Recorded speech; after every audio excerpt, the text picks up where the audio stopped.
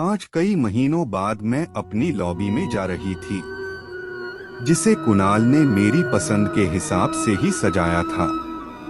उसे पता है मुझे लिखने का बहुत शौक है, जिसके लिए अक्सर मैं सुकून भरी जगहों का रुख करती थी। तभी उसने ये लॉबी घर के पीछे निकली थी, ताकि बाहरी शोर से दूर बैठ मैं सुकून से लिख सकूं।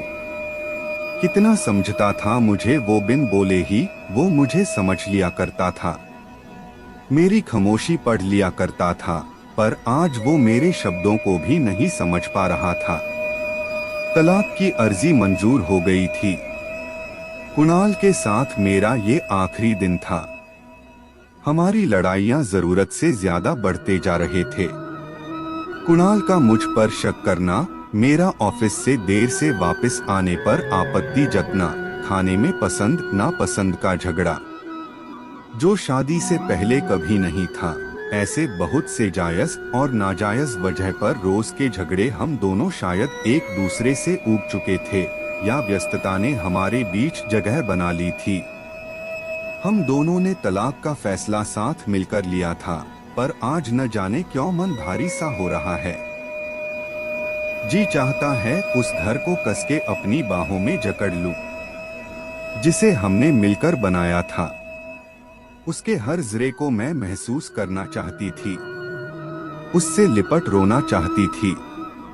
तभी मेरी नजर दीवार पर उभरे से 2 किलो पर टंगी मेरी और कुणाल की पहली मुलाकात की तस्वीर पर जा रुकी। मैं आगे बढ़ उस पर जमी धूल को हटाते हुए मैं यादों पर आज की कड़वाहट की जमी परत को हटा। कॉलेज के बीते दिनों के कुणाल से जा मिली। कुणाल से मुझे प्रेरणा ने ही मुझे मिलाया था। मेरी रूम पार्टनर और लखनऊ की मेरी पहली दोस्त थी। मुझे याद है अपनी शायरियों से कुणाल ने मुझे पर अपनी पहली छाप छोड़ी थी। कुणाल के हल्के माथे पर आते बाल, माथे पर सिंदूर का तिलक, नादान सी हंसी और आंखों में आत्मविश्वास की चमक। मुझे पहले दिन ही कुणाल पसंद आया था, पर वो मुझे चुनेगा भी या नहीं मुझे नहीं पता था। पर हमारी मुलाकातों और बातों का सिलसिला यूं बढ़ेगा कि दोस्ती से बात प्यार तक जाएगी, सोचा भी न था। सेमेस्टर का लास्ट डे था। कॉलेज के प्रोग्राम के बाद हमें प्रोफेसर ने मस्ती के लिए क्लास में फ्री कर छोड़ दिया था। सब कुछ न कुछ अपने मन का बोले जा रहे थे।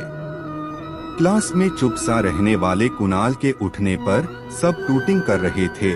सबने सोचा कि वो जरूर कोई शायरी सुनाएगा, पर वो क्लास के समाने कुछ देर चुप खड़ा रहा। फिर मेरी नजरों में नजरें डालकर आई लव यू बोल दिया। मेरी आंखें खुशी से चमक उठी, मैं न सिर हाँ में हिला दिया। उसने दौड़कर मुझे गाले से लगा लिया। तभी क्लॉक घड़ी की टन से मैं आंखों में चमक लिए ख्वाबों से बाहर आई तो आज का सच से मैं सिहर गई। घड़ी की ओर देखा तो दोपहर का 2 बजा था। वो समय करीब रहा था जिसमें मुझे अपना सब छोड़ जाना था।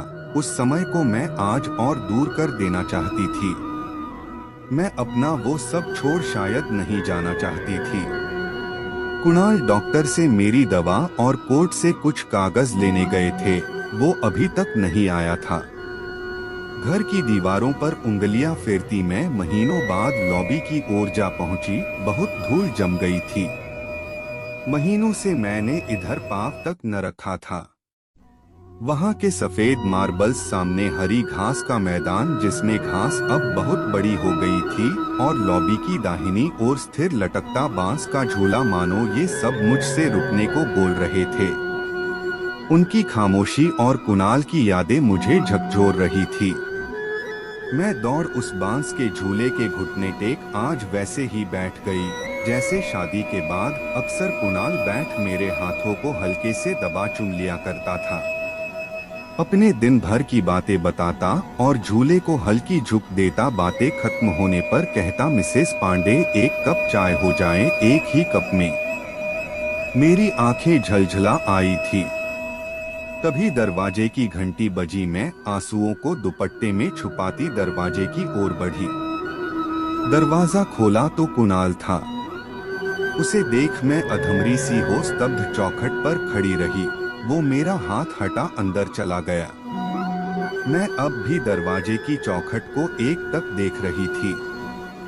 जिस लांघमे ने इस घर को अपनाया था, उसे छोड़ मुझे अब जाना था।